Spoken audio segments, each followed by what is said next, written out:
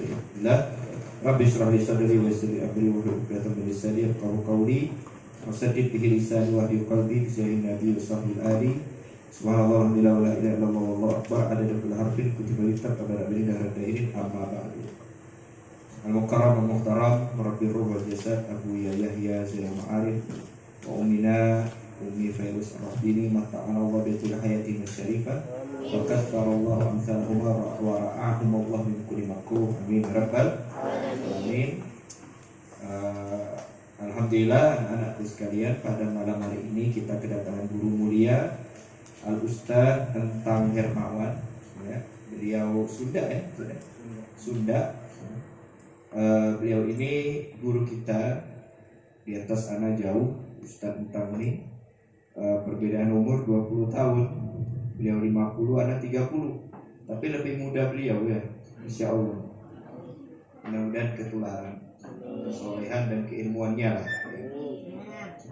Beliau adalah teman daripada guru anak juga, sahabat anak juga, Ustaz Zain Pandeglang. Nanti kalau kamu ke Cianjur ketemu nanti. Cianjur, Ustaz Zain namanya. Masya Allah, Ustaz Zain ini Masya Allah dekat sama anak, dekat. Masya Allah, beliau muhibbin, cinta, dan anak juga cinta beliau. Dan Ustaz Entang ini sahabat beliau. Beliau silaturahmi. Hanya saja tadi karena ada kesibukan sedikit ya, dan mohon maaf Ustaz, tapi mudah-mudahan tidak mengurangi kecintaan antum kepada kami. Dan tentu anak tidak mau melewatkan momen bahagia ini. Minta berkah dikit dari beliau, nasihat petuah ya, petua biar bisa menyemangati kita semua dalam belajar khususnya. Dan terakhir kita meminta doa dari beliau, mudah-mudahan kita semuanya sukses dunia dan akhirat.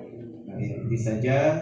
Sekali lagi kami ucapkan ahlan wa sahlan wa marhaba bi hudurikum bi qudubikum bi ma'hadil maimun. Ustaz, selamat datang, jazakumullah khairan jazak ya. Anak-anak ya nanti minumannya, itu udah datang alhamdulillah. Tanpa berpanjang lebar, waktu seluas-luasnya kita berikan kepada Ustaz Endang. Cuma mohon maaf Ustaz, nanti kalau kita ada azan dulu, karena kita mendahulukan azan, habis itu kita lanjut sebentar ya. Kepada beliau waktu dan tempat kami persilahkan. Sallallahu Nabi Muhammad.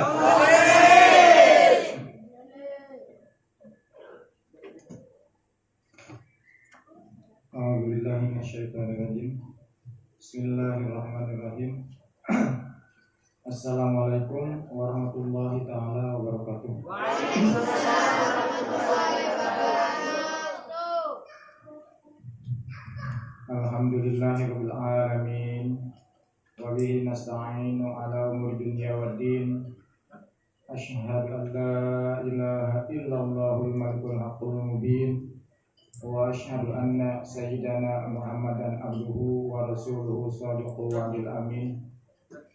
Wassalatu wassalamu ala asyrafil anbiya'i wal mursalin sayyidina wa maulana Muhammadin wa ala alihi wa sahbihi wa azwajihi wa dzurriyyatihi ajma'in. Salatu wassalamu daimaini mutalazimaini ila yaumiddin. Puji dan syukur kita panjatkan kehadirat Allah Subhanahu wa taala atas kudrat dan iradatnya. Di malam hari ini kita dapat berkumpul bersama di majelis yang sangat mulia, dan insyaallah dirahmati Allah Subhanahu wa taala. Tidak lupa sholawat beserta salam semoga Allah limpahkan kepada junjungan kita yang agung, yakni Nabi besar Muhammad sallallahu alaihi wasallam, dan semoga pula Allah limpahkan salawat dan salamnya kepada keluarganya, kepada zuriatnya, kepada para sahabatnya, dan seluruh umatnya yang taat atas ajarannya sampai hari kiamat. Dan semoga kita sekalian yang ada di sini, saudara-saudara kita di mana saja berada, mudah-mudahan Allah berikan keringanan, kemudahan untuk taat kepada Allah Subhanahu wa taala, sehingga di akhirat kelak menjadi golongan umat Nabi Muhammad SAW yang mendapatkan syafaatnya. Amin ya rabbal alamin. Yang saya muliakan, yang saya sangat cintai, Habibana Ali Al-Hinduan sekeluarga, para asatid yang berjuang di Pondok Pesantren Al-Bahjah ini, yang saya muliakan dan semoga Allah senantiasa merahmatinya. Para santriin dan santriat yang saya cintai, izinkan saya di kesempatan ini untuk berbicara sepatah dua patah kata, tiada lain tiada bukan bertabaruk kepada guru kita semua, khusus yang ada di depan kita, Habibana Ali Al-Hinduan. Mudah-mudahan kita mendapat berkah dari Allah Subhanahu wa taala, wasilahnya beliau yang sangat kita cintai. Amin ya rabbal alamin. A'udzu billahi samil alim minasyaitonir rajim. Nawaitu ta'alluma wa ta'lim wa tazakkura wa tadhkir wa naf'a wa intifa'a wal ifadata wal istifadah wal hassa ala tamassuki bi kitabillahi wa sunnati rasulih wa du'a ila al-huda wa dalalata ala khair ibtigha'a wajhillahi wa mardatihi wa qurbihi wa sawabihi wa sallallahu ala sayyidina Muhammadin wa ala alihi wa sahbihi. Allahumma inna nas'aluka fahman nabiyyin wa hifdzal mursalin wa ilhamal malaikatil muqarrabin. Allahumma aghnina bil ilmi wa zayyina bil hilmi wa akrimna bil taqwa wa jamilna bil afiyah ya arhamar rahimin. Allahumma nawwir qulubana bi nuri hidayatika kama nawwartal arda bi nuri syamsika abadan abada. Rabbi zidni ilma warzuqni fahma. Allahumma iftah lana hikmataka wa anshur alaina rahmataka min khazaini rahmatika ya arhamar rahimin. Wa sallallahu ala sayyidina Muhammad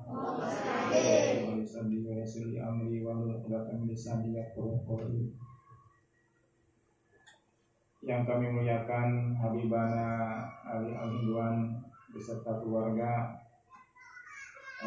Perkenankan saya untuk memperkenalkan diri biar saat kita berjumpa di mana saja bisa saling menyapa.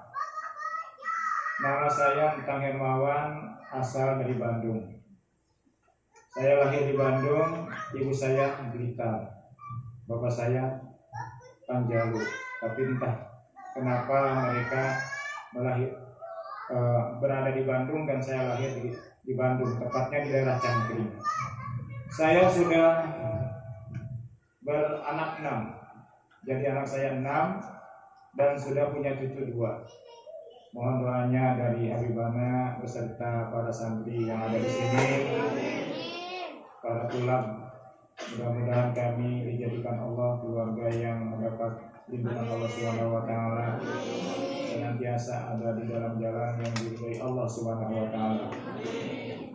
Posisi istri saya sekarang ada di Kalteng, karena di sana ada kewajiban yang tidak bisa ditinggalkan. Banyak para murid di sana yang belajar, juga istri saya aktif mengajar di sekolah dasar Kumbang Laku. Secara kebetulan tidak ada guru agama di sana, dan kami sudah 6 tahun di sana. 2014 ya. Jadi sudah 8 tahun berarti. Kami datang di Kalimantan tahun 2012. Itu saja untuk perkenalan.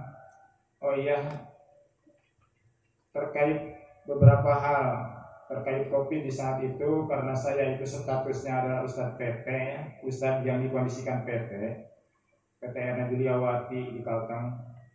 Jadi aturan PT mengikuti aturan Jakarta, tidak boleh keluar masuk yang tercatat sebagai karyawan. Maka saat itu saya bermusyawarah, akhirnya hampir 1 tahun yang lalu hasil musyawarahnya saya khidmat di Pondok Pesantren Nurul Musinin dan Pondok Pesantren Madinatul Quran. Mudah-mudahan saya bisa berbuat untuk agama Allah, bisa belajar dengan mereka apa yang mesti dilakukan dalam keseharian 24 jam. Terkait ilmu saya masih banyak belajar dan terasa diri ini semakin banyak kekurangan, diri ini semakin banyak kelemahan. Maka di kesempatan yang mulia ini ingin saya sampaikan kepada anak-anakku sekalian, sebagaimana difatwakan Syekh Zarnuji, ada satu permasalahan yang mesti kita selalu ingat, dan fatwa ini dikeluarkan oleh Syekh Zarnuji dengan perjalanan waktu yang sangat panjang. Beliau meneliti, mempelajari, melihat, mencermati banyak para santri, banyak para pelajar yang hari-hari sibuk belajar, hari-hari rajin belajar, hari-hari selalu hadir di majelis ilmu. Tetapi kenapa mereka tidak mendapatkan hasil daripada belajarnya? Ketika mereka pulang tidak membawa samroh. Ada yang tahu tidak apa samrohnya ilmu? Apa samrohnya ilmu? Samrohnya ilmu itu dua ya. Kita semua udah tahu, pada tahu. Yang pertama adalah diri sendiri mengamalkan atas ilmu tersebut, dan ada semangat, ada giroh menyampaikan kepada orang lain. Itu samrohnya ilmu. Nah, kebanyakan dari mereka ketika mereka pulang dari tempat mereka belajar, seakan-akan tidak pernah belajar, seakan-akan mereka tidak mengenal ma'had, seakan-akan mereka tidak pernah di pondok. Tidak jauh beda dengan orang-orang yang tidak belajar. Jadi tidak mendapatkan samratul ilminya. Syekh Zarnuji mengatakan bahwa samratul ilmi itu mengamalkan dan menyebarkan. Jadi jangankan mereka bisa menasihati orang lain, dirinya sendiri sudah kacau gitu. Nah, mudah-mudahan kita semua yang ada di sini, insyaallah dengan kecintaan kita kepada Habibana, kecintaan kepada Dzurriyyah Rasul, kecintaan kepada para ulama, para asatidz, para alim, mudah-mudahan kita saat nanti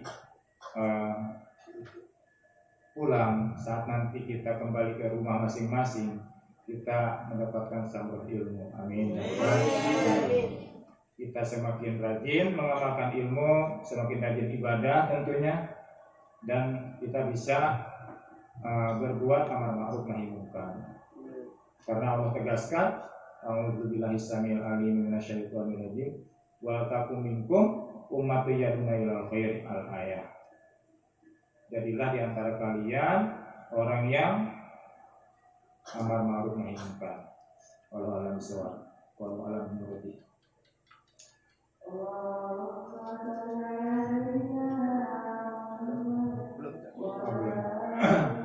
Selanjutnya dari sekian banyak nasihat Syekh Zarnuji supaya kita bisa pulang membawa membawa samroh ilmu, dikatakan di dalam kitabnya wa'lam bi anna sabra was sabati aslun kabirun. Betul? Wa'lam bi anna sabra was sabati apa wasabata? Wasabati ya. Betul? Karena dia jamak taksir dari subutun, subutani, sabatin. Ya tidak? Bi anna sabra wasabati jamak mana salim kalau jamak itu jamak mana salim kalau nasab kan harus pakai kasrah ya. Wa'lam bi anna sabra wasabati aslun kabir. Begitu kata Syekh Zarnuji dalam kitabnya. Wa'lam, ketahuilah olehmu. Itu siagil umum. Siapa saja. baik laki-laki, perempuan, anak muda, orang tua, siapa saja. Wa'lam, ketahuilah olehmu, warning, bi anna sabra, dengan sesungguhnya sabar, wasabati, dan menetap, tidak pindah-pindah, aslun kabirun, itu adalah pokok yang agung. Kalau kita tidak sabar, kalau kita tidak menetap, maka tidak akan berhasil. Akan kacau balau. Baik yang belajar, baik yang mengamalkan ilmu, mesti sabar dan sabar. Begitu. Saat meninggalkan tempat, ada sebatas untuk silaturahmi dan tabaruk. Gitu. Jadi dia bersabar. Karena ila asajatu sabrusa atin. Ya tidak, orang yang kuat itu, yang gagah itu, orang yang senantiasa sabar sesaat. Maka anak-anakku sekalian yang dirahmati Allah Subhanahu wa taala, supaya kita ini belajar ada hasil yang sangat sangat berkah, banyak ilmu yang kita dapat. Satu ayat, dua ayat, sampai satu Al-Quran kita hafal, dan nanti berguna, bermanfaat baik untuk diri kita dan yang lain. Maka salah satunya kita harus berusaha untuk sabar dan menetap. Ya.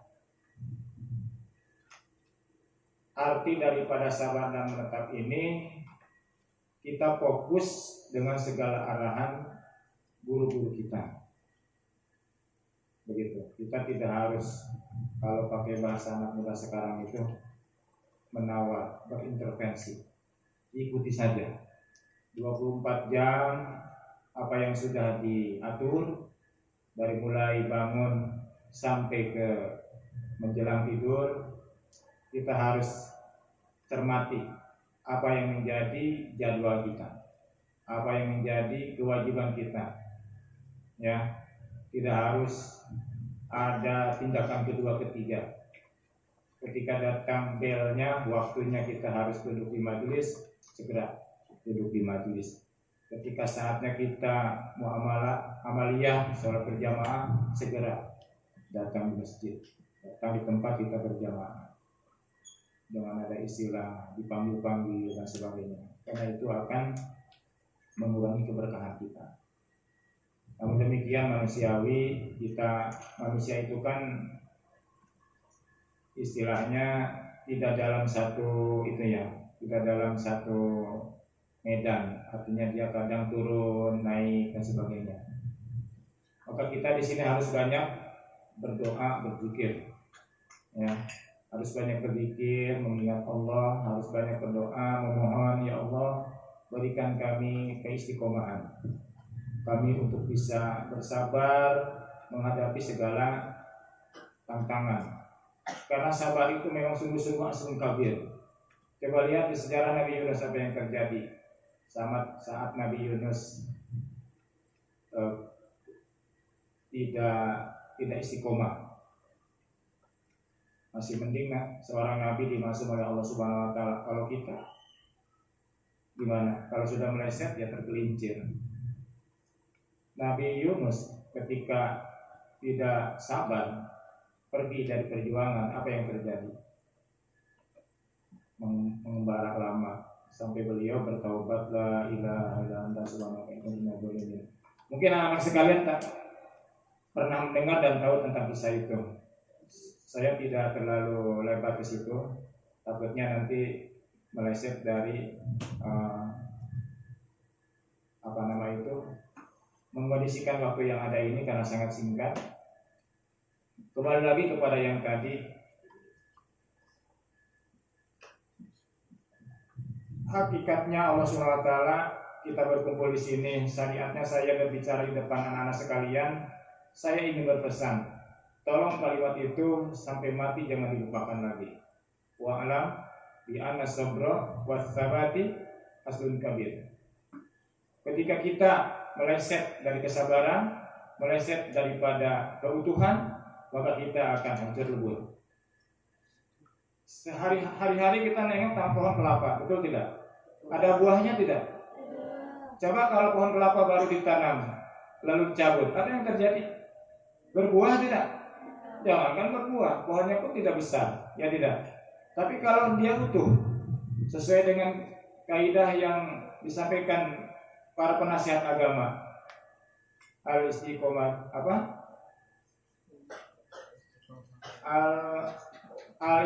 Al-karamatu biluzumil istiqomah. Ya tidak? Al-karamatu biluzumil istiqomah. Kemuliaan itu datang dengan adanya keteguhan keutuhan. Ya tidak? Adanya kelaziman keutuhan, keistiqomahan. Yang saya dengar dari guru saya, makna istiqomah adalah keutuhan. Itu salah satu makna yang saya dapat. Mungkin nanti ada sakit yang lain, makna istiqomah itu apa? Bisa ditanyakan atau mungkin nanti kita bisa mendengar maknanya. Kalau kita ingin mencapai kemuliaan, maka kita harus teguh dalam menjaga keutuhan. Seperti pohon yang ditanam, baik yang jangka pendek atau jangka panjang. Ibarat pohon jeruk, pohon kelapa. Kalau pertumbuhannya diganggu, apa dia berbuah? Apakah bisa kita melihat dengan senang sehingga tajlib terhadap hati dan jiwa kita untuk bersyukur kepada Allah, dan secara dohir kita menikmati buahnya, terasa enak dan sebagainya? Apa mungkin terjadi itu semua kalau pohonnya ditanam, dicabut atau dirusak? Ya tidak. Kita semua yang ada di sini ada di dalam tempat yang sangat mulia. Insya Allah kita yakin majelis ilmu adalah tamannya surga. Maka dari itu kembali kepada yang tadi, jaga jadwal belajar, ya, tidak harus malas-malas. Karena Rasulullah bersabda, al-kaslatu da'un. Malas itu apa? Penyakit. Siapa yang senang dengan penyakit? Tidak ada kan? Nah, kita sakit mau tidak? Kalau kita tidak mau sakit, malas jangan dipelihara. Ya. Jadi kita riadoh, latih diri kita supaya kita bisa menjaga waktu, ya. Ya, kita bisa menjaga waktu. Kapan kita bermurojaah, kapan kita mengulang hafalan, kapan kita menghadap guru untuk setoran dan sebagainya, ya tidak? Kapan kita simaan dan kapan kita imtihan, itu semua dijaga. Karena adanya hakikat itu lengkap dengan adanya syariat dan tarikohnya. Sebagaimana dipatwakan oleh Syekh Imriti. Apa? Ada yang ingat tidak? Idil fatas ba'ti qadiru fi wa kullu man lam yaqid lam yantafi. Itu tidak? Idil fata di mana-mana pemuda seperti kita nih. Asbaq fi qadi. Dia menjaga, menghitung-hitung itikadnya, cita-citanya. Saya bercita-cita seperti saudara 2 tahun, 3 tahun hafal Al-Quran. Barang ketika generasi ini menghitung-hitung apa yang menjadi cita-citanya, rufi, maka akan Allah angkat. Insya Allah akan seperti yang lain. Mungkin 3 tahun, 4 tahun sudah fasihat ilmu nahwinya, sudah paham ilmu sarofnya, ilmu bilagohnya dan yang lainnya. Tetapi sebaliknya, wa kullu man lam yataqid lam yantafi. Barang siapa yang tidak punya tekad, tidak punya cita-cita, maka hidupnya sampai kapan itu tidak akan pernah ada manfaat. Naudzubillah min dzalik. Ya. Karena nasihat ini banyak, saya garis bawahi yang tadi. Di wa'lam bi anna sabra wa sabati aslun kabir. jangan dirusak. Kita sudah ada di pondok, rajin-rajin berdoa, memohon kepada Allah, semoga kita diberi kelancaran, diberi kemudahan. Doakan orang tua kita, mudah-mudahan selalu sehat walafiat, diberi kesabaran dengan segala ujian dari Allah Subhanahu wa taala. Kita yakin bukan sebatas di lisan, tapi tembus di dalam hati. Banyaknya ujian kepada orang tua kita sebagai bukti kecintaan Allah kepada orang tua kita, supaya martabat dan derajatnya lebih tinggi dan teruji, kan begitu ya. Mudah-mudahan apa yang menjadi kewajibannya atas kita bisa mereka tunaikan, dan kita yakin ketika kita bisa belajar di sini dengan segala usaha dan upaya orang tua kita, yakin orang tua kita akan lebih dulu masuk surga daripada kita. Siapa yang ingin orang tuanya masuk surga? Nah, siapa yang ingin ibunya, bapaknya lebih dulu masuk surga? Kita bisa lihat apa yang dituliskan oleh Syekh Usman di dalam kitabnya, bahwasanya di saat ahli surga sudah bersiap-siap masuk surga, karena dari semua ahli surga itu secara umum dibagi dua. Ada yang masuk secara otomatis, ada yang masuk melalui proses. Nah, ada yang masuk ke surga otomatis. Arti otomatis di sini, mereka tidak melewati dulu hisaban, tidak melalui dulu berbagai proses yang lain, tidak mizan, mereka langsung tanpa hisab. Siapa mereka? 4 golongan. Mudah-mudahan orang tua kita ada di dalam 4 golongan. Siapa mereka? Yang pertama adalah mereka yang mati syahid fil ma'rikah. Jadi mereka mati di medan perang dan perang. Yang kedua adalah yang haji mabrur. Mereka melaksanakan ibadah haji sesuai yang ditetapkan, tentunya menggunakan harta yang halal yang sesuai dengan syariat. Yang ketiga adalah orang yang bersedekah, berinfak di jalan Allah, menginfakkan hartanya yang Allah berikan daripada hasil usaha yang halal, kasab yang halal. Yang keempat, mereka akan masuk surga tanpa hisab adalah alim, ulama yang mengamalkan ilmunya. Saya ulang ya. Yang pertama, siapa mereka? Yang mati syahid, mereka wafat di fil ma'rikah, di medan 2. Yang kedua,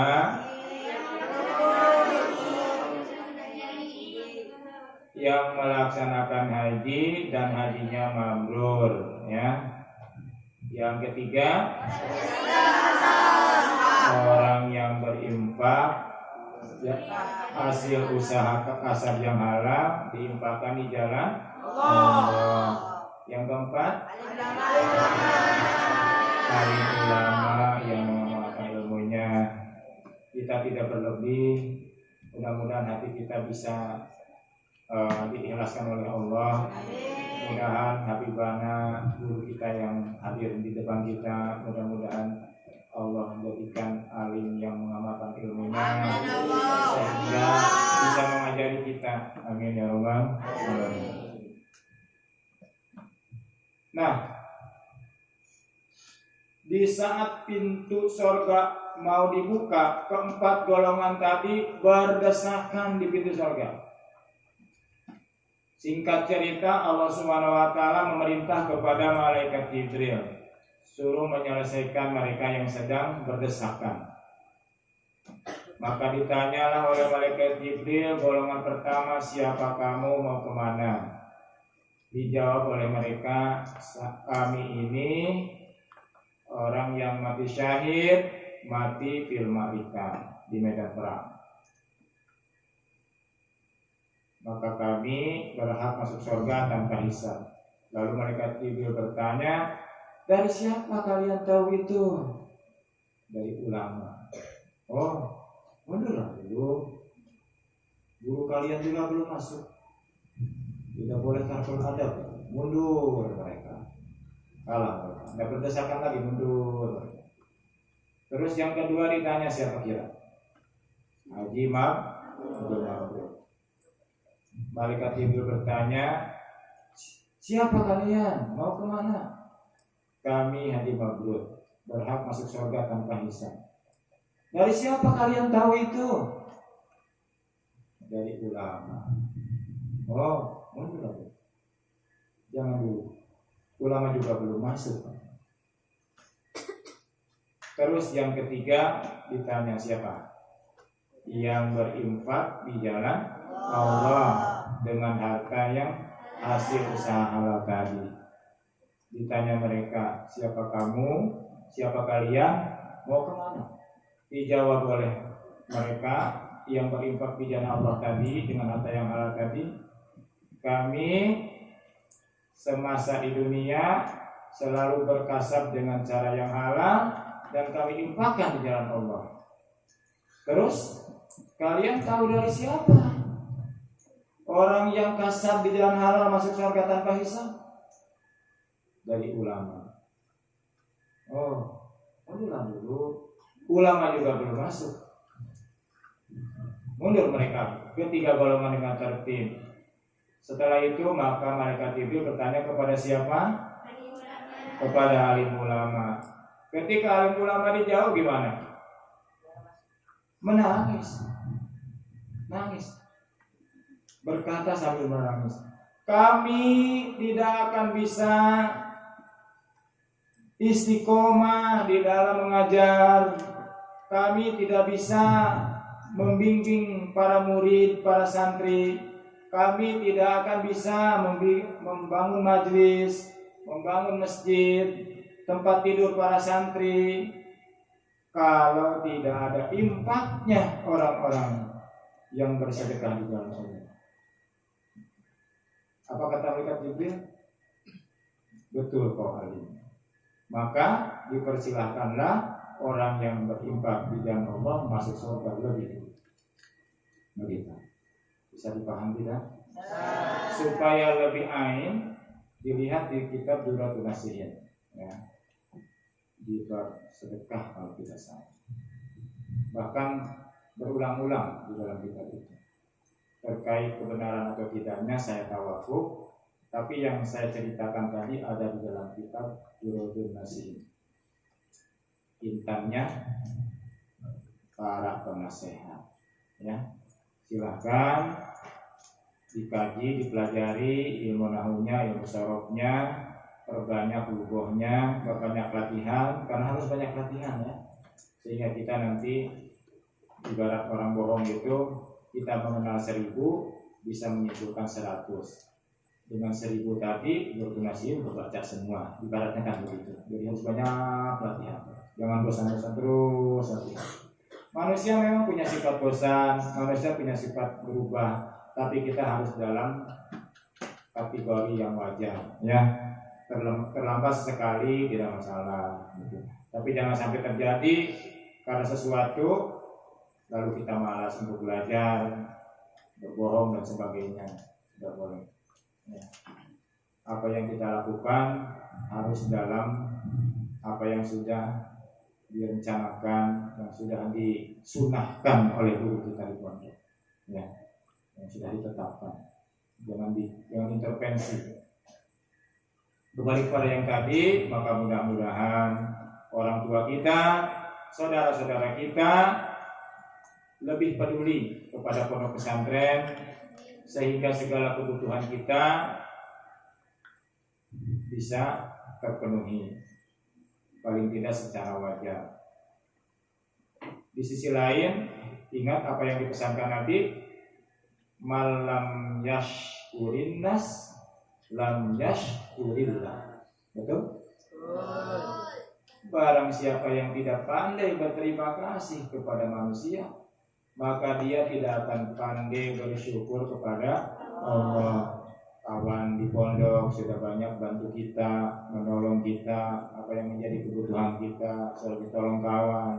Apalagi Habibana dan para asatid di sini sudah mengkondisikan kita sehingga kita bisa nyaman istirahat, nyaman belajar. Patut kita syukuri, ya. supaya kita pandai bersyukur kepada Allah. Apa jaminan orang yang pandai bersyukur kepada Allah? Melimpah, rezekinya melimpah. Semakin rajin bersyukur, semakin bertambah rezekinya. Ya tidak? Kalimatnya juga pakai nun sakilah, ya, pakai nun sakilah kan, lazidannakum, betul? Insyaallah. Sebelum saya akhiri ini pembicaraan, ingin saya sampaikan apa yang dikatakan ulama. Kun talibal istiqomati wala takun talibal karomati. Annal karomata ja'at ba'dal istiqomati. Kun talibal istiqomah wala takun talibal karomah. Annal karomah ja'at ba'dal istiqomah. Bisa didengar tidak? Mungkin sering mendengar ya? Sering mendengar? Memang ini kalimat nadori, ya. Jadi insya Allah nanti bisa oleh Habibana diluruskan. Takutnya saya melenceng. Saya ingatnya hanya seperti itu. Kun talibal istiqomah. Jadilah engkau yang mencari keutuhan. Yang mencari keutuhan. Wala takun talibal karomah. Jangan sebagai pencari kemuliaan. Ini kalimat nador ya. Kalimat nador. Tahu kalimat nador tidak? Mungkin kita semua yang ada di sini pernah mendengar Sahibul Munawwarah menuturkan wan nadori mahkajuli tamuli wa aksuhu wa doruriyul jali wa nadori mahkajuli tamuli wa aksuhu wa doruriyul jali. Kalimat nadori itu membutuhkan pemikiran yang sangat luas. Maka mesti berulang-ulang didengarkan, mesti berulang-ulang menyimak supaya sampai kita paham apa yang dimaksud. Wa nadori mahkajuli tamuli wa aksuhu wa doruriyul jali. Beda dengan kalimat-kalimat yang daruri. Kalimat yang daruri itu kan sekali diomong pun langsung paham, ya. Kalau kalimat kun talibal istiqomati itu untuk ukuran kita, ukuran saya pada khususnya, itu termasuk kalimat yang luas, yang nadori. Wallahu a'lam. Kun talibal istiqomah, jadilah engkau yang mencari istiqomah. Bagaimana kita menjaga waktu, bagaimana kita menjaga jadwal, bagaimana kita melaksanakan kewajiban. Istiqomah, jaga keutuhan waktunya. Kapan kita belajar, kapan kita istirahat, kapan kita makan. Jangan saatnya makan kita belajar, jangan saatnya kita belajar malah makan. Nanti akan mentajrid, akan melahirkan sesuatu kekecewaan. Kalau kecewanya guru itu bahaya. Berlindunglah dari kecewanya guru, ya. Dilarang hati guru itu berbahaya besar, bisa habis keberkahan ilmu kita. Jangan sampai Habibana dan para asatidz di sini hatinya terusik.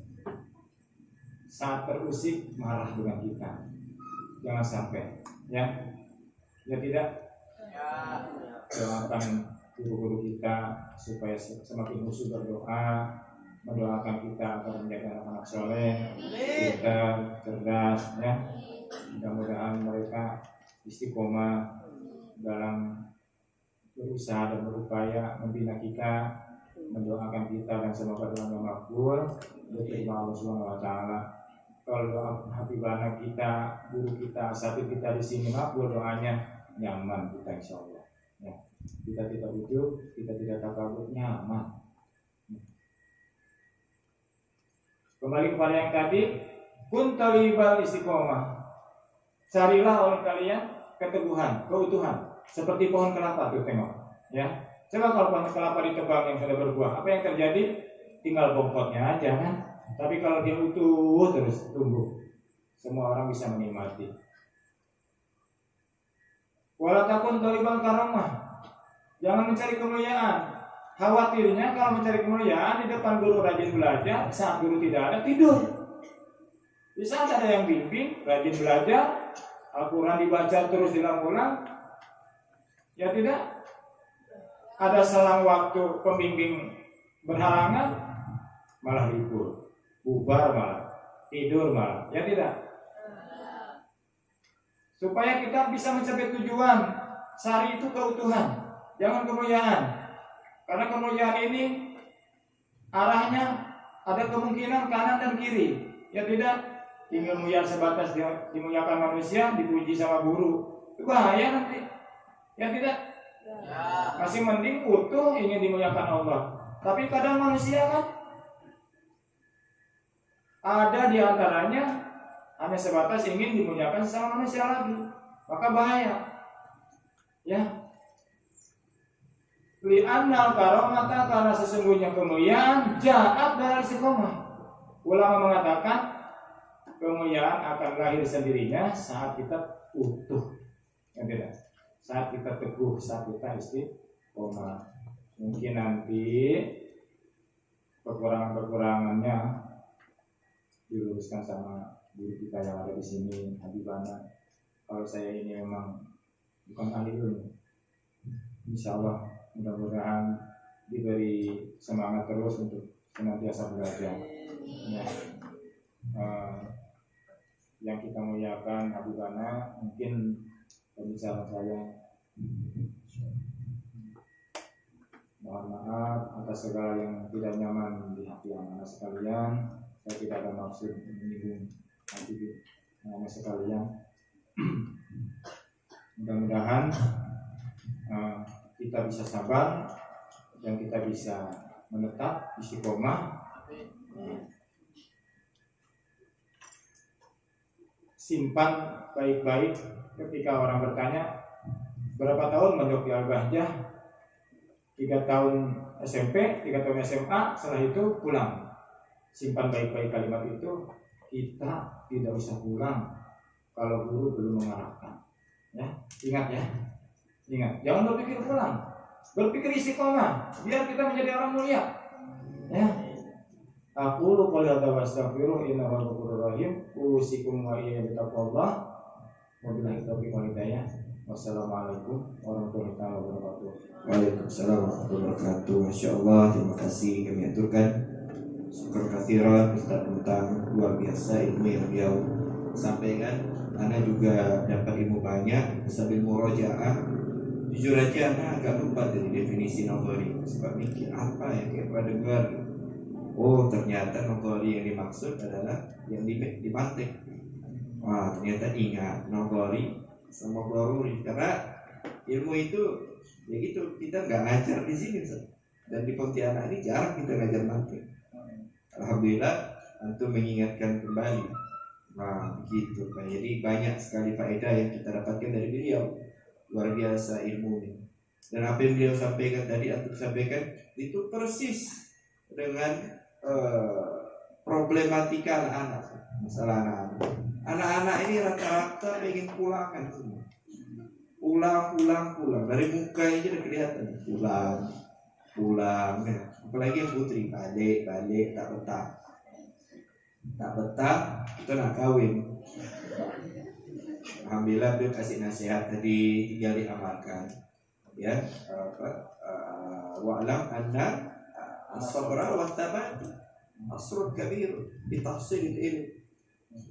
Sabar, istiqomah, sabar. Ya pindah-pindah.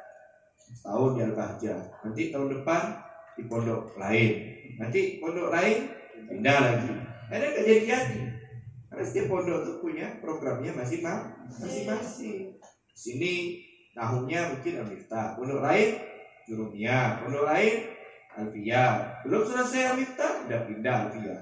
Belum selesai Alfiyah, pusing pala dia katanya pindah Nuriti. Akhirnya gak jadi. Jadi sabar gitu. Betul apa yang beliau sampaikan tadi. Jangan pulang dulu, ya, sampai berhasil, sampai kita sabar. Kalau tidak betah, sabar. Kalau nak balik, sabar. kecuali memang ada hajat seperti sakit baru boleh pulang. Nah, itu saja yang bisa Ustaz simpulkan dari nasihat-nasihat dia luar biasa. Jazakallahu khair Ustaz.